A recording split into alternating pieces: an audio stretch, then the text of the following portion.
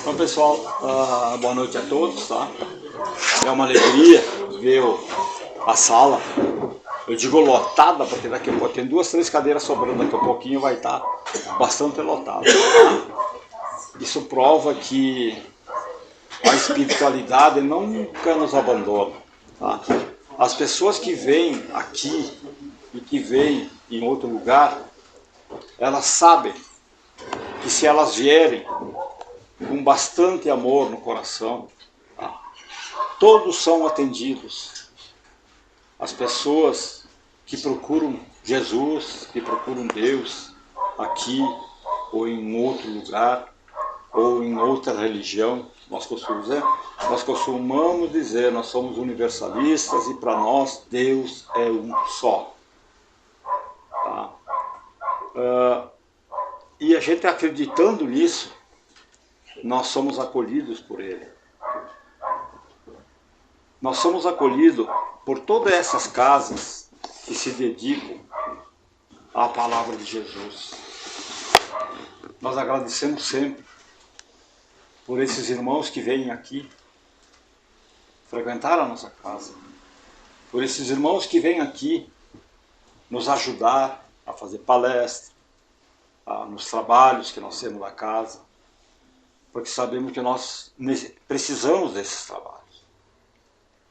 E nós rezamos sempre, oramos sempre por todos vocês e por todos esses irmãos. Muito obrigado, meu Deus. Que assim seja. Que assim seja. Obrigado. Deu tempo de eu terminar a bala, por isso que eu peço para ele fazer a oração. Boa noite, pessoal, tudo bem? Prazer sempre poder falar sobre Espiritismo e um compromisso. Então, feita a oração já, eu vou ler um trechinho do Evangelho segundo o Espiritismo para que a gente comente um pouquinho sobre ele. Cuidar do corpo e do espírito. A perfeição moral consiste na maceração do corpo. Para resolver esta questão, eu me apoio sobre os principais elementares, ou melhor, os princípios elementares, e começo por demonstrar a necessidade de cuidar do corpo, que segundo as alternativas da saúde e da doença, influi de maneira muito importante sobre a alma, que é preciso considerar como cativa na carne.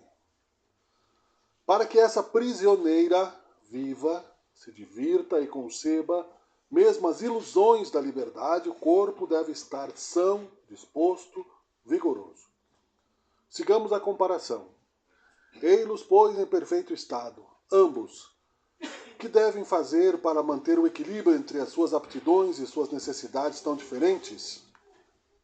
Aqui 2 sistemas se defrontam. O dos ascetas, que querem abater o corpo, e o dos materialistas, que querem rebaixar a alma. 2 violências que são quase tão insensatas, uma quanto a outra.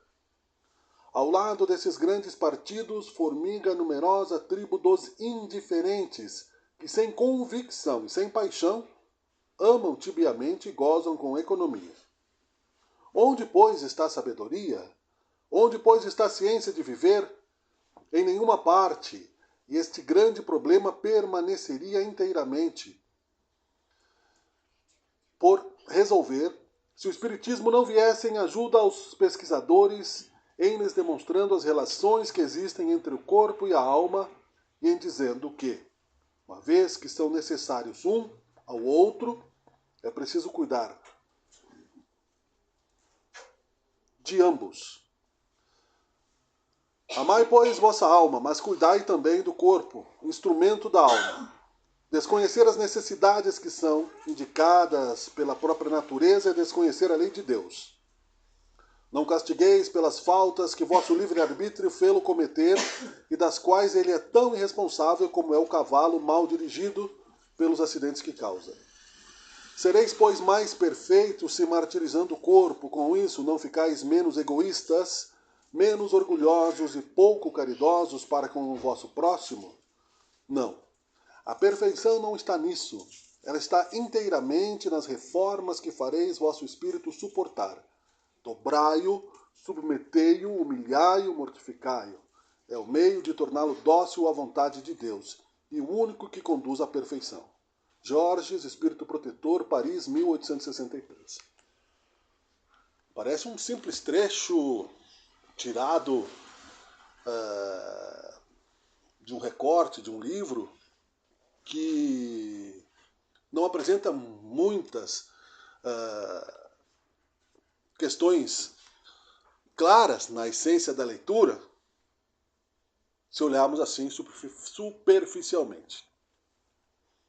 Mas aqui fala de equilíbrio, fala de materialismo, fala dos ascetas que querem chegar a qualquer preço à elevação espiritual, sem respeito ao corpo.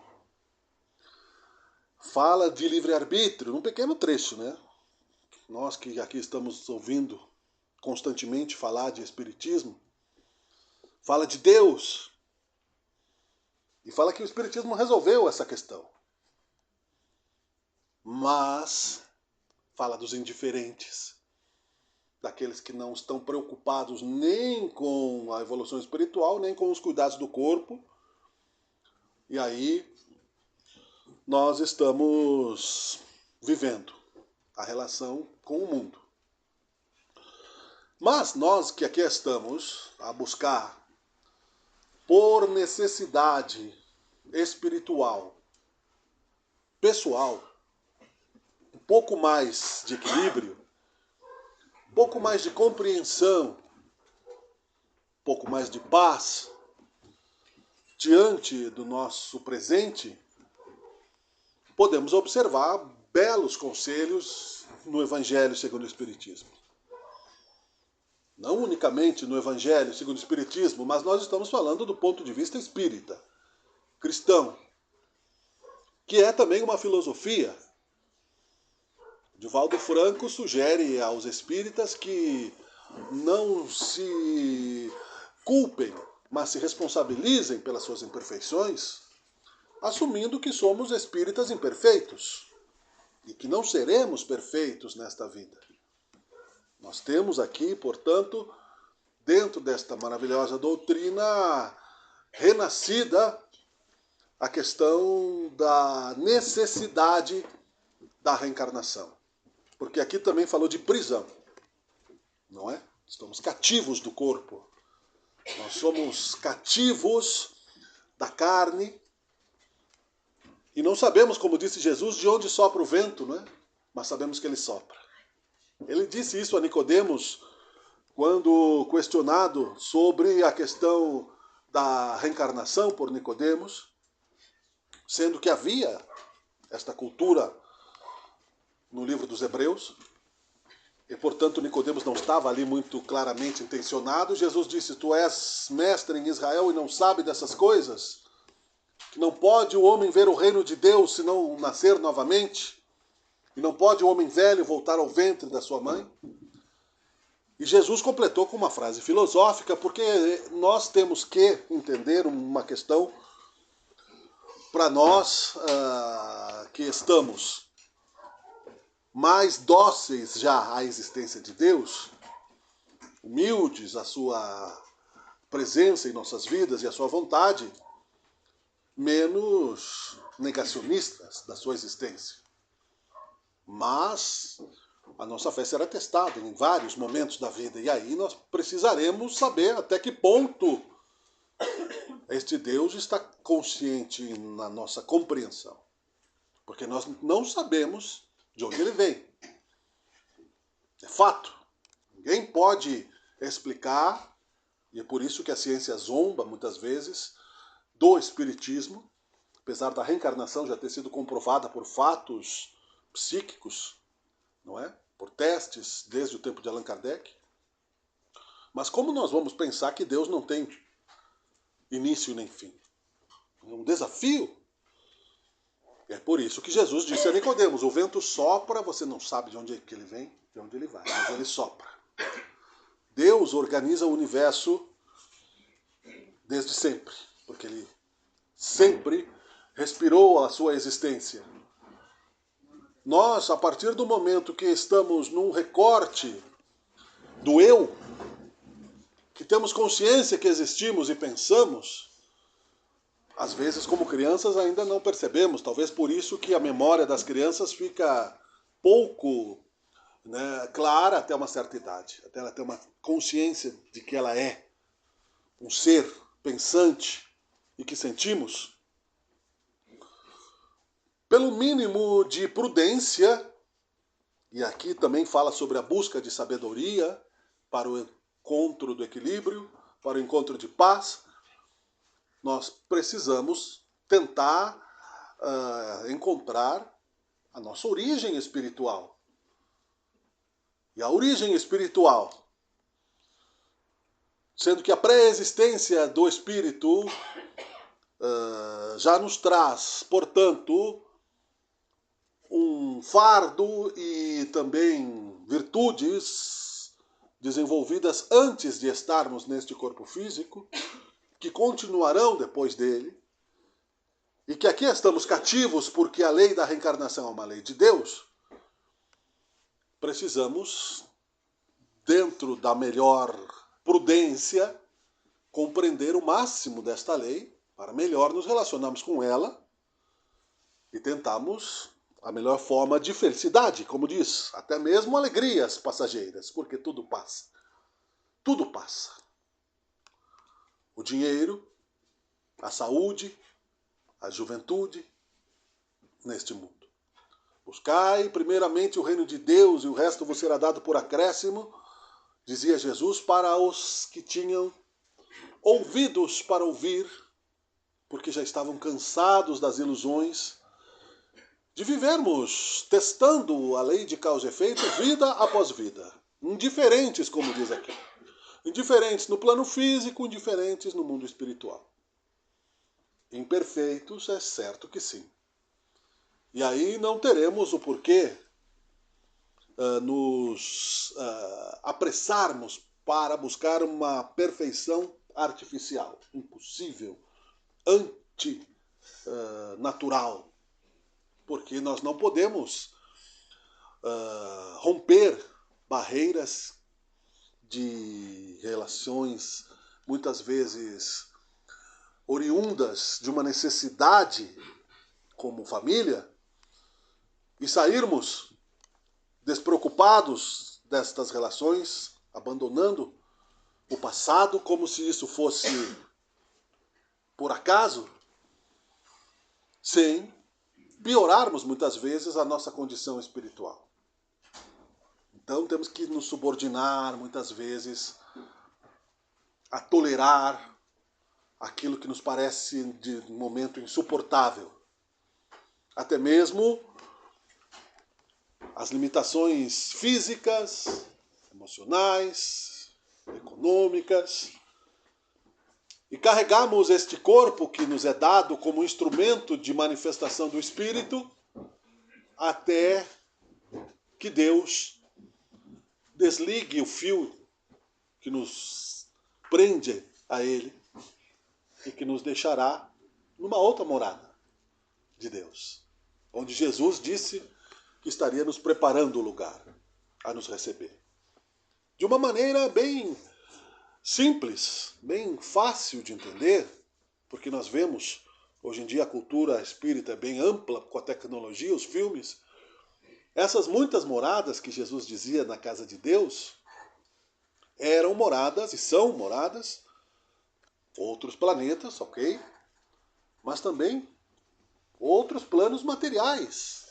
E que ele estaria ali, porque ele disse que o Filho do Homem não veio para ser servido, mas para servir, nos recebendo como quando você entra em algum lugar que você vai ser recebido com amor, porque nós pelo menos tentamos melhorar um pouco que seja do nosso desequilíbrio, aproveitando o mínimo que seja da nossa reencarnação. Essa visão era comum também aos iniciados e popularmente na época dos primeiros cristãos, que tinham mais convicção de que havia uma justiça de Deus, um sistema maior do que aquele nosso humano, e que nós não estávamos cativos em corpo de carne por acaso. Estamos aqui cumprindo a determinação de Deus que nos impulsiona ao constante progresso. que pode ser uma escolha ou pode ser, né, um fardo. É muito relativo aos que escolhem ir na direção contrária do seu destino de luz, de imagem e semelhança de Deus, de felicidade imortal e eterna, e Deus permite. E aí se criam os grandes ditadores, as sombras, né, dos umbrais inferiores, os grandes egoísmos, né, vida após vida, tentando dominar, tentando fazer a guerra, tentando criar destruição, para depois, né, construírem de acordo com as suas próprias tiranias aquilo que eles consideram paraísos. Sofrerão pela lei de causa e efeito como todos nós, porque Deus é justo, é amoroso e nenhuma ovelha se perderá. E a reencarnação explica em muitos casos a justiça de Deus, no sentido de que nós somos obras do nosso próprio passado espiritual, neste presente que nós estamos vivendo. Nós não temos consciência total, porque também o esquecimento é uma misericórdia de Deus para que a vergonha não nos humilhe, o orgulho não nos enforque de paralisia, de ira. E, portanto, o amor, se escolhido por prudência incondicional, também irá nos tornar mais saudáveis fisicamente, inclusive. Existem ciência, existem literaturas que falam sobre o poder do pensamento, sobre a célula, que ele destrói ou cura. Pelo poder do amor, Jesus curava as células. A célula cancerosa, a célula perturbada, aquela que não ele conseguia isso porque ele estava num ponto à frente do nosso grau de evolução. Nós sabemos que a vida é eterna, que a vida é imortal e que existem filhos de Deus muito mais evoluídos do que nossa vã filosofia possa imaginar. E ele curava o corpo pela força do pensamento numa cirurgia astral, invisível, milagre para muitos, mas que é totalmente explicável. No Rio de Janeiro, hoje, existe o Lar Frei Luiz, que faz cirurgias astrais com materialização de espíritos, com o molde espiritual do órgão que está doente, que depois... E nós somos isso também. Né? Como nós existimos, estamos aqui neste momento, e é estranho que as pessoas neguem essa beleza da existência de Deus e da continuidade, achando que isso é algo científico e milagroso, que isso não existe, mas e o fato de existirmos? O fato de olharmos no espelho e vermos a nossa imagem e saber que existimos, não é? Como dizem no Oriente, né? Levantem a mão, o dedo, mexer o dedo, não é? Abrir os olhos, ouvir. Eu falo, vocês escutam, isso é um milagre. Mesmo que se explique que é pelo movimento da faringe, o ar, a vibração, ok. Mas e quando eu penso? E a palavra? E como ela trabalha na minha consciência? Então eu sou. Nós somos consciências divinas, deuses. Num milagre da vida, numa ferramenta milagrosa, que é um corpo formado por duas células, numa cápsula perfeita, num líquido perfeito, multiplicado milhares e milhares de vezes por vários anos. Quem inventou isso? Qual foi o cientista que hoje, por exemplo, se comemora que voltou uma cápsula espacial e aterrissou certinho no lugar que tem que ser? Muito mais vai ser feito. Existe muito mais inteligência e tecnologia do que isso, né? O Elon Musk, né? Que bom, né? Nós estamos num mundo ainda em evolução, que essa tecnologia possa nos colocar em contato com o universo cada vez mais amplo e aparentemente misterioso, né? Porque lá, no passado, muitos já diziam. Giordano Bruno foi queimado pela Inquisição em 1600 e alguma coisa, porque ele dizia que havia muitos mundos e várias moradas na casa. Já em 1600, o que Cristo tinha dito lá atrás, né? Foi queimado pela Inquisição. Infelizmente. Mas ainda com o negócio na boca para não poder blasfemar. Outros tantos também falaram sobre isso, porque Há um filósofo que chama-se Krishnamurti, que comenta sobre aquilo que Jesus disse, que somos cada um de nós o nosso próprio templo. O corpo de carne é o nosso templo. E quem é que vai botar fogo no templo para se elevar? Ou seja, os ascetas que se judiam. Há uma parte, não é, do catolicismo chamada Opus Dei. As sevícias antigas, não é? E ainda existe, eu acho que não.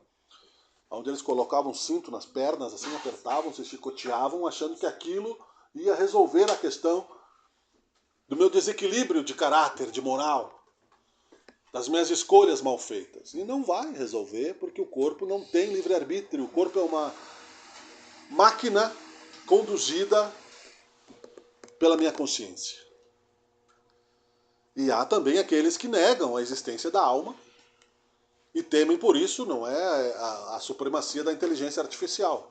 Hoje em dia, que é uma tecnologia que jamais terá alma. Um robô, por mais perfeito que seja, será uma programação. Nós temos um código genético, mas temos uma consciência imortal, magnífica, infinita. Seremos a imagem e semelhança de Deus, porque senão seríamos Ele, né? Iguais. Mas por amor, Ele nos coloca infinitas possibilidades de avançarmos. Só que eu não posso esperar, ou pelo menos se eu for um pouquinho mais prudente da dor que eu já vivi, pelo caminho sem destino, a pior das nossas dores, talvez seja, neste mundo atual, principalmente, pela sombra do fim dos tempos, como muitos temem que será, né, a humanidade destruída pelo mal, pelos tufões, né, pelo Milton, né? Tomara que ninguém se chame Milton aqui, né? Porque senão o furacão, não é? A força da natureza que ninguém consegue conter neste planeta, fora os outros. Realmente, se não tivermos a grandeza de Deus no nosso pensamento simples do escovar os dentes, de cuidar realmente da boa alimentação, da higiene do dia a dia, isso vai nos levar ao dia seguinte, à saúde física, para que nós possamos buscar a saúde espiritual. Há um motivo para isso, o progresso. Pode ser mais rápido, pode ser mais lento, são escolhas. O tempo é de cada um, não é uma corrida na direção da perfeição. Não há necessidade de achar que Deus abandonou-nos porque Ele está no controle do sistema planetário e permite que as coisas aconteçam até um certo ponto. Jesus disse a necessidade do escândalo, ou seja, do resgate, da dor, do sofrimento, que aquela pressão energética, pensemos num cano, de uma calha entupida, que aquela sujeira precisa sair de alguma maneira e que se ela não for limpa, né, ela vai estourar. Mas se estourar, a culpa é do dono da casa que não limpou. Então, ai daquele por quem ele vier. Não é necessário que haja outro assassino para que alguém pague de uma maneira dolorosa e infeliz o mal que fez de uma vida passada. Não há necessidade do mal para que a gente aprenda o bem. Mas nós achamos muitas vezes que é olho por olho, dente por dente ainda. Porque quantas vidas nós estamos indiferentes a essa condição de progresso? É fácil pensar, né, na vida daquele que está sofrendo como um desleixado, um mendigo, um alcoólatra, um homem de rua, porque nós costumamos colocar como parâmetro de felicidade as conquistas materiais. Não fosse isso, não é? A Noruega, que é considerado um dos mais felizes países deste planeta, não teria um tão alto índice de suicídio, talvez por tédio, vai saber. Então o espírito ele precisa de cuidados, assim como o corpo, e o termo é equilíbrio. Nós estamos sim como prisioneiros, mas não sob um carcereiro cruel, a imagem de um Deus impositor de vontades. Quando Jesus disse seja feita a vossa vontade, é porque, sabiamente, Jesus, já tendo feito a sua evolução espiritual, mesmo tendo ele milhares e milhares de anos antes da nossa evolução, antes de nascermos espiritualmente, feito a sua construção espiritual, que o julgamento de Deus sobre tudo é melhor. Por isso a oração do Pai Nosso é aquela que mais deveria nos pacificar. Pedir o que eu preciso? Sim. Porque eu preciso pedir numa oração que Deus me lembre um pouco da sua existência, da coragem de esperar. E quando as coisas não acontecem como nós achamos que elas deveriam, que é a vontade de Deus agindo, que muitas coisas que nós achamos que seriam para nós grandes felicidades e fortunas poderiam ser causas de perdição, e que para outros não serão. É cada um segundo as suas obras, cada um segundo o seu local de tempo e espaço. Porque agora, se nos descolarmos desse grupo coletivo e olharmos para nós mesmos, qualquer parte de nós, no nosso dia a dia, nós existimos. Mentalmente nós podemos ir para qualquer lugar. Para as casas, para o trabalho, para a cidade. Quando sairmos fisicamente, nós não poderemos simplesmente achar que por pensamento eu posso estar no outro planeta, ou no outro continente, nem mesmo no outro bairro. Eu preciso caminhar. Eu preciso escolher se eu vou para a direita, se eu vou para a esquerda.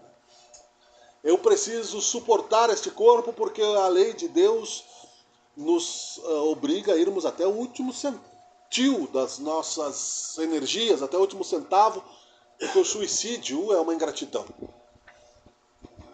Então eu vou tentar não ser um alcoólatra, vou tentar não ser um viciado em qualquer outro tipo de coisa, como o André Luiz inconscientemente foi, e foi responsabilizado por desperdiçar aquilo que é sagrado, que é a nossa vida física, que nos dará uma condição melhor desde já, e nas muitas moradas na casa de Deus, quando desencarnarmos também no mundo espiritual.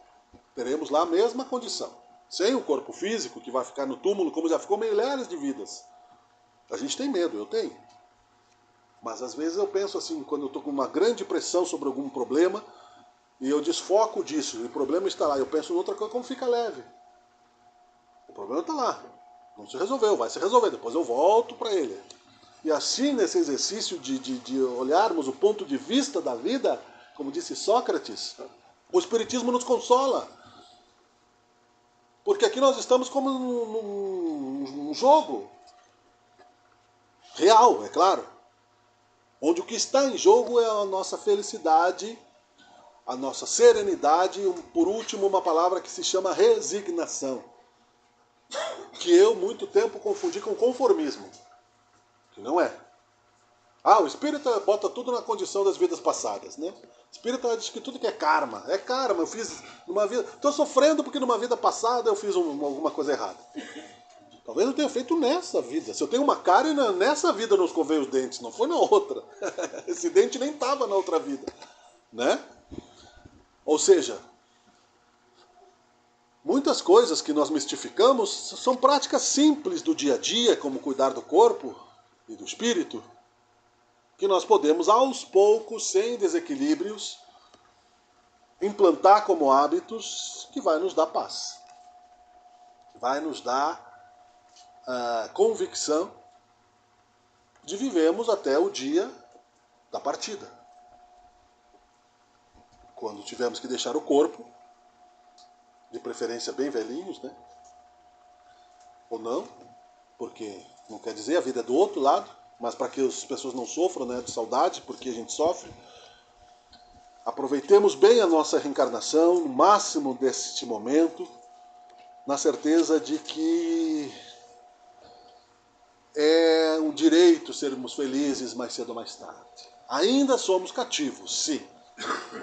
Estamos falando como se estivéssemos dentro, né, dos grilhões da carne, como diz a doutrina espírita. Mas como Deus é bom, Ele nos ampara, nos consola e nos dá esta esperança de que, dependendo de como nós nos observarmos diante da fé, teremos mais ou menos dificuldade, né, pela frente na vida que é eterna. Não podemos morrer, não. Vai ser dificuldade ou facilidade, ou mais ou menos, dependendo, né, do momento. O presente é o que nos diz como nós estamos, cada um segundo as suas obras. Muito obrigado pela atenção de vocês. Daria para ficar falando aqui 1 milhão de anos, né? Mas também as minhas costas iam começar a doer muito. Mas eu agradeço mesmo assim, é um prazer sempre falar, não em nome de Jesus, porque eu não tenho autoridade para isso, mas de Jesus que nos ama, sobre Jesus que nos atrai e por Ele que nos tolera. Vamos fechar os nossos olhos, agradecendo a Deus por esse momento, que nós sirvamos da filosofia espírita o nosso coração aflito, angustiado, inconstante, temeroso, e substituamos isso pela confiança em Deus, Pai Todo-Poderoso, Criador de tudo, de todos, e que por amor nos traz a bênção da sua paz. Seja feita a sua vontade, Senhor. Muito obrigado pela tua presença e por todos que aqui estão, que assim seja. Obrigado.